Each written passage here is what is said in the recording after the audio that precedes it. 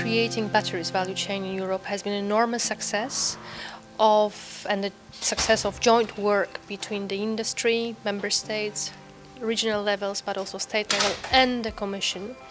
Because for the first time ever, I believe we identified a niche where we should act together quickly, and we have done it in a record time.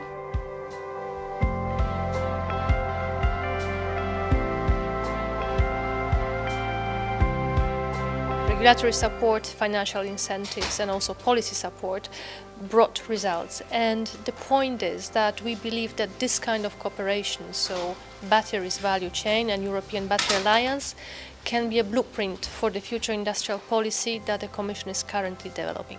Batteries are a key enabler of achieving the CO2 reduction targets from the Commission. We do see quite a lot of things that are being put in place in the EU. There's the Green Deal, there's the Industry Action Plan, the circular economy. We do see a lot of investment as well. Look at Central Europe, look at Northern Europe, a lot of investment in different parts of the battery value chain. In order to fulfill the promise of the Green Deal, we have to work on the industrial side. And here the batteries example is again very relevant because batteries tick many boxes.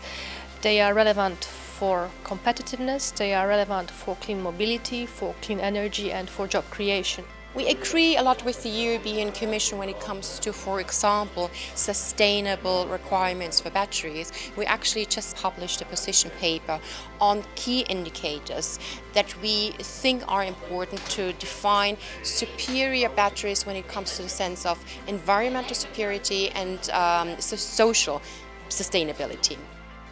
We do see that there needs to be more coherence between different policy objectives, because in some areas the policy objectives may not maybe directly go against a battery value chain, but may make it a little bit more challenging to create a battery value chain. So it's really very necessary, not only for industry throughout the value chain to discuss together, but also for the policymakers to discuss across the different policy objectives. This is a game of catching up the Asian competitors that control 85% of the market share of cell manufacturing. So it's a huge challenge to really build up European competencies and to match that competition. So it's key indeed that the Commission or the policymaker creates a competitive environment which will allow the European battery industry to compete with the one coming from outside Europe. And at the end of the day we need to make sure that there is a fair business environment created by the Commission. Otherwise our industry will not be able to compete and jobs will be lost.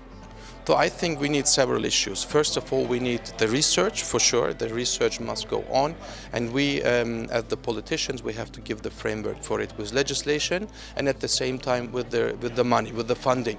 The legislation which is needed in order to frame all these issues, in order to become the world's strongest and most competitive region when it comes to battery cell industry. So there's definitely an ambition. And I think that Europe has the opportunity as well to become a big player at global level.